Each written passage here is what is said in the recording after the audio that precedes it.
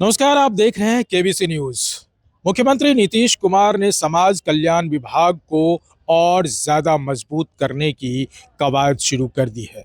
बता दें कि आज समाज कल्याण विभाग ने अपनी उन तमाम योजनाओं को सामने रखा है, चाहे वो वृद्धा पेंशन योजना हो, सामाजिक सुरक्षा योजना हो, या फिर गर्भवती महिला का योजना हो, या आंगनवाड़ी का योजना हो, या भिक्षुकों की योजना हो। इन तमाम योजनाओं को लेकर के आज मंत्री मदन सहनी ने अपनी बात को साझा किया है, और क्या कुछ कह रहे हैं इस योजना के तहत, जरा सुनिए। तो उसके बारे में हम थोड़ा सा स्थिति स्पष्ट करना चाहते हैं।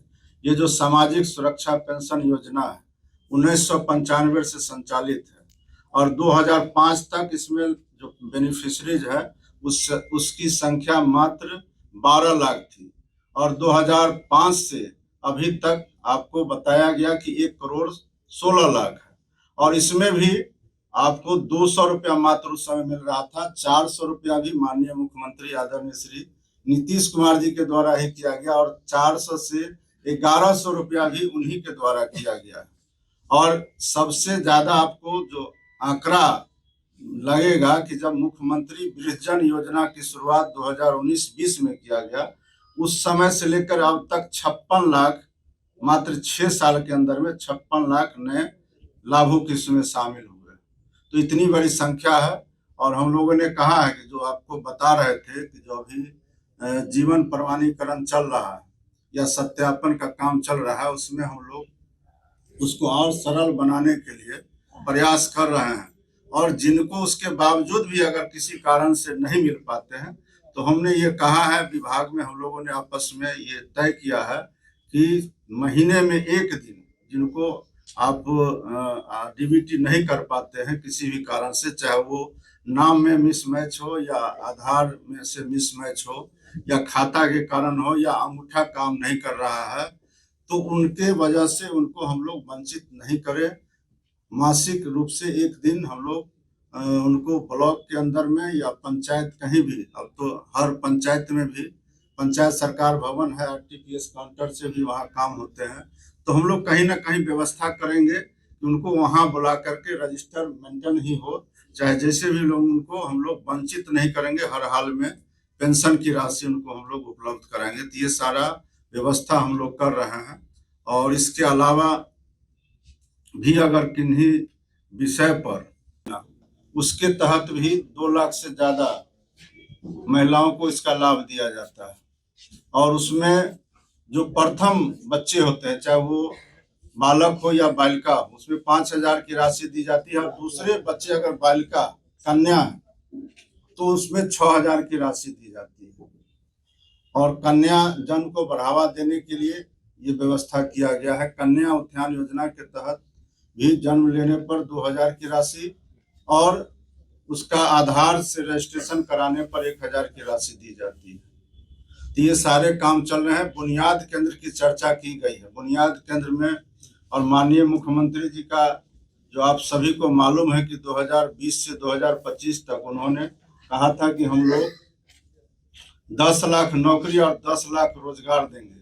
तो उसके बदले में उन्होंने लगभग 12 लाख नौकरी और 38,000 रोजगार देने का, 38 लाख रोजगार देने का काम किया है। इस बार उन्होंने कहा है कि हम लोग 1 करोड़ बिहार के युवाओं को नौकरी और रोजगार देंगे। उस दिशा में भी अन्य विभाग के साथ साथ समाज कल्याण विभाग भी काम कर रही है। और बुनियाद केंद्र जो सक्षम सोसाइटी के माध्यम से संचालित है, वहाँ भी आउटसोर्सिंग कंपनी के माध्यम से लोग काम कर रहे हैं।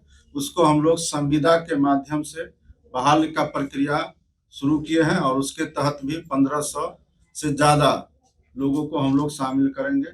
और अभी जो हम लोग, जो हमारे 6 नेत्रहीन और मूक बधिर विद्यालय है, उसको हर कमिश्नरी में भी 500 बेड का, हम 500 क्षमता का हम लोग संचालन का काम शुरू करने जा रहे हैं। और इसमें भी हम लोग पदों का सृजन किए हैं, उसमें भी बहाली किया जाएगा। ये सारे काम हम लोग कर रहे हैं।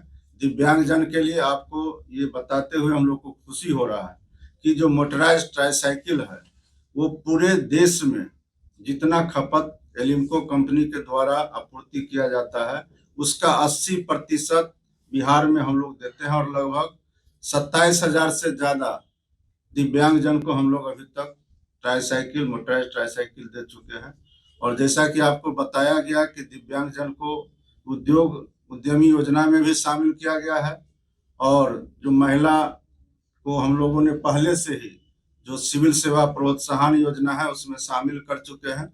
एक कार्यक्रम में भी हम लोग उनको जो यूपीएससी अंतिम रूप से सफल हुई थी तो 5 उस समय, अब तो संख्या बढ़ गया है, उस समय 5 जो है महिला यूपीएससी में कंप्लीट की थी। एक कार्यक्रम में उनको हम लोग बिहार के अंदर सम्मानित भी करने वाले थे। संजोग से उस समय फ्रांस या कहीं के राष्ट्रपति का निधन हो गया था तो वो कार्यक्रम रद्द हो गया था।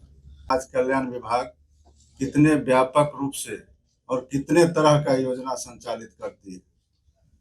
हम लोग को शुरू में लग रहा था कि समाज कल्याण का मतलब लोग सिर्फ आंगनबाड़ी केंद्र से समझते हैं और आज भी बहुत सारे लोगों को यही लगता है कि यहाँ सिर्फ आंगनबाड़ी केंद्र के माध्यम से बच्चों को लाभ पहुंचाया जाता है, पोषाहार पहुंचाया जाता है।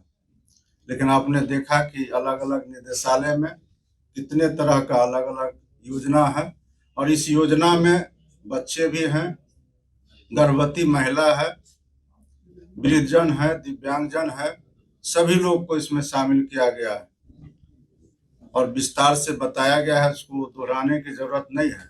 जितने तरह का योजना की चर्चा आज की गई है और उसके जितने लाभुक हैं उस लाभुक का संख्या भी बताया गया है।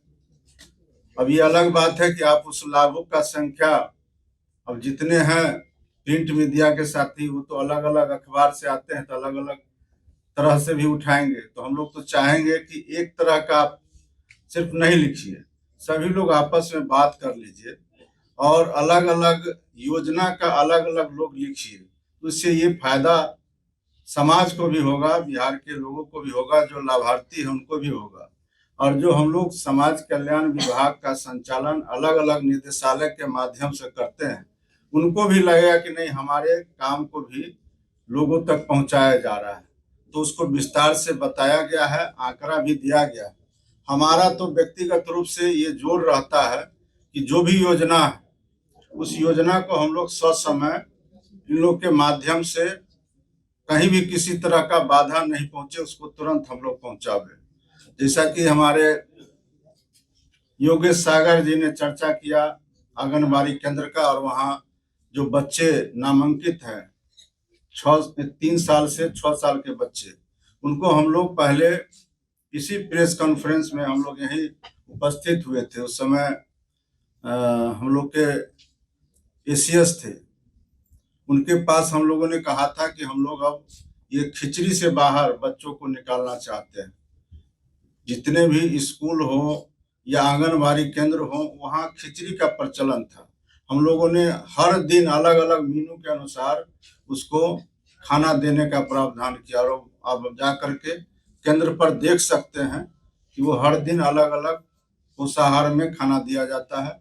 और अभी जैसा कि बताया गया कि माननीय मुख्यमंत्री जी जो अभी भी यात्रा पर निकले हुए हैं और समाधान यात्रा इससे पूर्व में उन्होंने किया है, उस समाधान यात्रा में उनको पता चला और उनको महसूस हुआ कि आंगनबाड़ी केंद्र में बच्चे हैं, उनको अंडा भी दिया जाना चाहिए। तो हम लोगों ने माननीय मुख्यमंत्री जी के निर्देश पर और मार्गदर्शन में अब बच्चों को सप्ताह में 2 दिन अंडा भी देने का काम करते हैं, साथ में दूध देते हैं।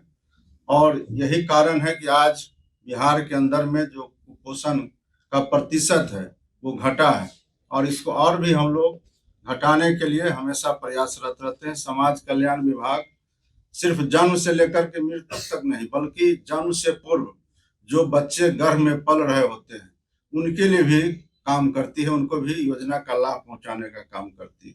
संख्या आपको बताया गया है, आंगनबाड़ी केंद्र में जो बच्चे हैं उनकी संख्या 98,95,000।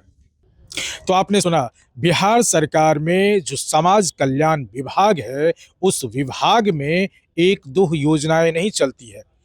मतलब आप ये समझ लें कि लगभग 17 से भी अधिक निदेशालय हैं उनके अंदर और ये तमाम अलग अलग योजनाओं में उनके निदेशालय बने हुए हैं और उसके तहत जनता के बीच जो उसकी सेवाएं हैं वो त्वरित रूप से पहुंचे, उसके लिए कवायद करते नजर आ रहे थे। और मंत्री और उनके निदेशकों का कहना है कि जितनी भी तरह की योजना है वो पारदर्शी है और समाज को जो सुरक्षा के साथ साथ जो उनको सुविधा मुहैया करना चाहिए उसके लिए तमाम निदेशालय तत्पर है। Amlesh Anand, KBC news, Patna.